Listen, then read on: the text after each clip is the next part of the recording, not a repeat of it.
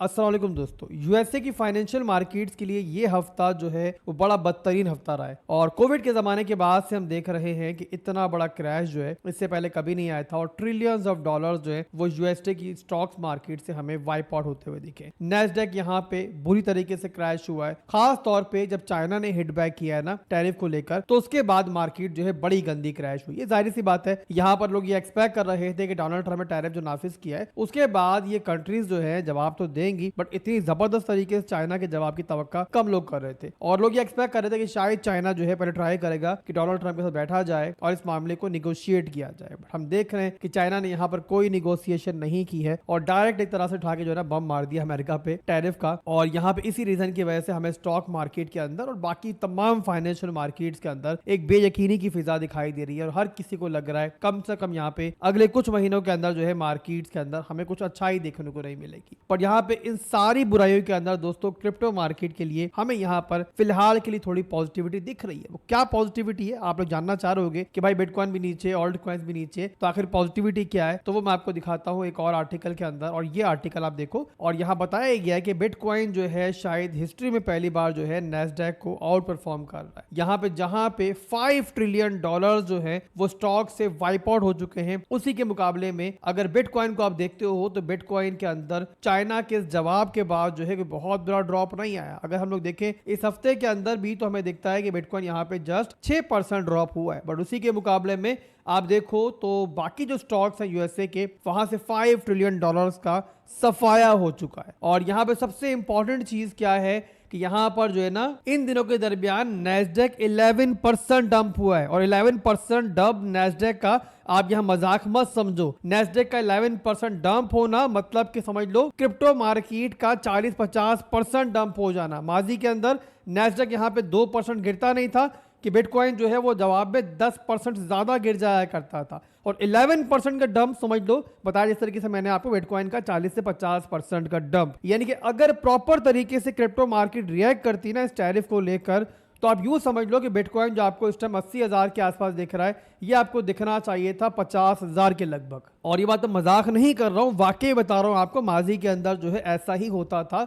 But यहाँ पे शायद पहली बार ऐसा हुआ है कि बिटकॉइन जो है फाइनली यहाँ पे रेजिस्टेंस शो कर रहा है और यहाँ पे एक तरह से हम कह सकते हैं कि जो गोल्ड की फितरत थी ना पहले, वो फितरत इस टाइम बिटकॉइन दिखा रहा है। गोल्ड के बारे में आप लोग जानते हो कि माजी में जितनी जंगें हुई हैं, जो मामलात हुए हैं, वहां पे गोल्ड को लोगों ने एक महफूज हेवन समझा है, सेफ हेवन समझा है, जहां पे चाहे पूरी दुनिया के स्टॉक क्रैश हो रहे हो गोल्ड जो है यहाँ पे एक रेजिलेंस शो करता है। और इसीलिए अगर आप इस टाइम भी देखो तो गोल्ड जो है वो एक के बाद एक ऑल टाइम हाई बना रहा है। यानी कि आप यूं समझ लो गोल्ड जो है ना बाकी दुनिया के बिल्कुल ऑपोजिट चल रहा होता है, बाकी स्टॉक से बिल्कुल ऑपोजिट चल रहा होता है। उसका रीजन ये है कि गोल्ड को बनाने वाला कोई बंदा नहीं है, गोल्ड को बनाने वाला कोई यहाँ पे इंसानी ताकत नहीं है। हर एक को पता है कि दुनिया की हर करेंसी तबाह हो जाए, गोल्ड बर्बाद नहीं हो सकता। गोल्ड यहाँ पे दुनिया के अंदर एक महफूज एसेट समझा जाता है सदियों से। ये हर बुराई हर अच्छाई जो है देखकर यहाँ तक पहुंचा है। तो वैसे ही दोस्तों बिटकॉइन यहाँ पे बहुत इब्तदाई मराहिल के अंदर है। हम मानते हैं गोल्ड के मुकाबले में बिटकॉइन बहुत छोटा है,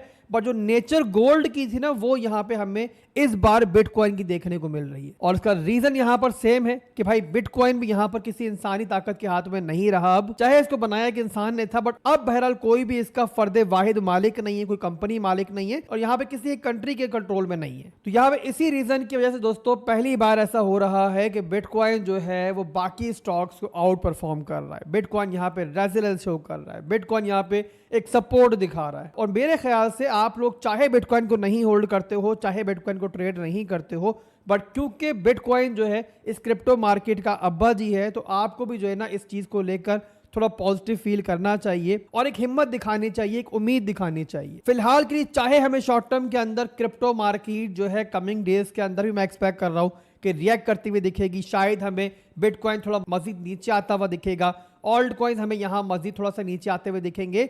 बट यहाँ मैं ये समझता हूँ कि बाकी स्टॉक से पहले जो है ना हमारी क्रिप्टो मार्केट जो है दोबारा पॉजिटिव होगी और दोबारा रिकवर करेगी। चाहे इसके अंदर कुछ टाइम लग जाए, जाहिर सी बात है टैरिफ का मामला जो है बिल्कुल ताज़ा तरीन है और आगे चल के ज़ाहिर है मजीद भी इस मामले को लेकर हमारे पास अपडेट्स आती रहेंगी। ज़ाहिर है तमाम फाइनेंशियल मार्केट उस पर रिएक्ट करती रहेंगी, बट उसके बाद मैं समझता हूँ कि मामला जो है आहिस्ता आहिस्ता बेटर जरूर होंगे और हमें यहाँ पर जो है ना इस टाइम खास तौर पर बिटकॉइन को लेकर बिटकॉइन की मजबूती देख के जो है हिम्मत पकड़नी चाहिए और हमें यहाँ पे हिम्मत नहीं हारनी चाहिए। मैं जानता हूँ काफी लोग यहाँ पे बोलेंगे इस बार खास तौर पे ऑल्ट कॉइन यहाँ बिटकॉइन को फॉलो नहीं कर रहे, बट फिर भी मेरे भाइयों आप आसान अल्फाज में इतना समझ लो कि बिटकॉइन अगर डंप करेगा तो ऑल्ट कॉइन्स कम या ज्यादा बिटकॉइन को फॉलो करते हुए डंप करेंगे। बिटकॉइन पंप करेगा तो चाहे कम या ज्यादा ऑल्ट कॉइन्स बिटकॉइन को ही फॉलो करेंगे। स्टैंडर्ड चार्टर्ड जैसी कंपनी जो है वो यहाँ पे बिटकॉइन को एक पोटेंशियल हैज के तौर पे देखती है ट्रेडिशनल फाइनेंस स्टेबिलिटी के खिलाफ। और जाहिर सी बात है स्टैंडर्ड चार्टर्ड जो है वो अकेली कंपनी नहीं है जो बिटकॉइन को इस तरीके से देख रही है। आप लोग ब्लैक रॉक को देख लो, आप लोग यहाँ पे दुनिया की बड़ी बड़ी इंस्टीट्यूट को देख लो, वो इस टाइम जो है बिटकॉइन के अंदर सरमायाकारी के बारे में सोच रहे हैं। और चाहे बिटकॉइन ETF से रोजाना के हिसाब से हमें एक आउटफ्लो देखने को मिल रहा है, बट उसी के साथ हमें एक बड़ा इनफ्लो भी रोजाना देखने को मिल रहा है। और वो इनफ्लो कहीं रिटेल मनी से नहीं आ रहा, बल्कि वो इनफ्लो आ रहा है इन वेल्स की तरफ से, इन बड़ी बड़ी इंस्टीट्यूट की तरफ से। आप लोग देखो माइक्रो स्ट्रेटेजी को कितने ज्यादा बिटकॉइन वो होल्ड करके बैठे हुए, बट स्टिल वो खरीदना नहीं छोड़ रहे और अभी भी कोई मौका मिलता है तो वो बिटकॉइन के अंदर ही इन्वेस्ट करते हैं। तो उम्मीद करता हूं कि मेरी बात आपको समझ में आ रही होगी। एनीवेज यहाँ पे चलते हैं बिटकॉइन की तरफ और देखते हैं कि बिटकॉइन के अंदर इस टाइम क्या चल रहा है टेक्निकली। अब डेली का चार्ट मैंने ओपन किया हुआ बिटकॉइन का, ऑलरेडी हम लोग काफी दिनों से यही डिस्कस कर रहे हैं कि ओवरऑल जो डेली का हमारा स्ट्रक्चर है फिलहाल के लिए बिटकॉइन का वो नीचे की तरफ है, डाउन ट्रेंड की तरफ है। और बिटकॉइन 92,000 के लेवल के ऊपर जब अपनी सपोर्ट को ब्रेक किया, जो कि बड़ी एक इंपॉर्टेंट सपोर्ट रही काफ़ी देर तक, बट जैसे ही टूटी उसके बाद बिटकॉइन जो है यहाँ पे डाउन ट्रेंड में आया और उसके बाद से बिटकॉइन जो है लोअर लोज लोअर हाइज बनाता हुआ नीचे की तरफ आ रहा है। अब यहाँ पे हमें जो लास्ट लो मिला हुआ है अभी तक वो मिला हुआ है हमारा 76,000 के रीजन में।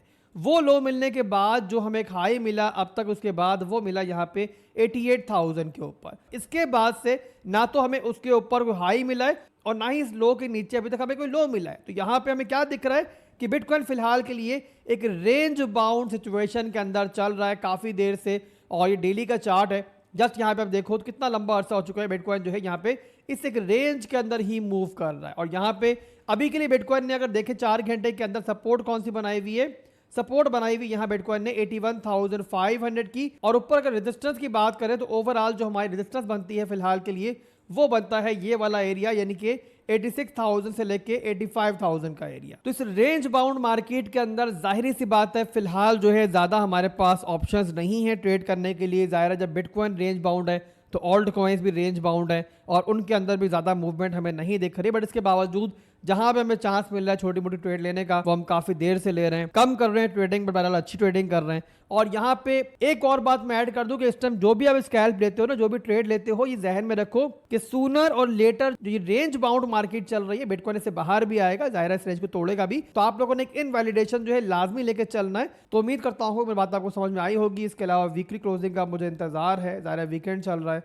और वीकेंड पर जो वीकली क्लोजिंग होती है वो बड़ी इंपॉर्टेंट होती है। जो अगला हफ्ता पूरा हमारा चलना है उसमें मार्केट कैसा परफॉर्म कर सकती है हमें इस वीकली कैंडल से काफ़ी तक अंदाज़ा हो जाता है। तो ज़ाहिर है उसके बाद जो भी हमारे एनालिसिस होते हैं वो बड़े इंपॉर्टेंट होते हैं। तो नेक्स्ट वीडियो में बहुत जल्द मिलेंगे इंशाल्लाह।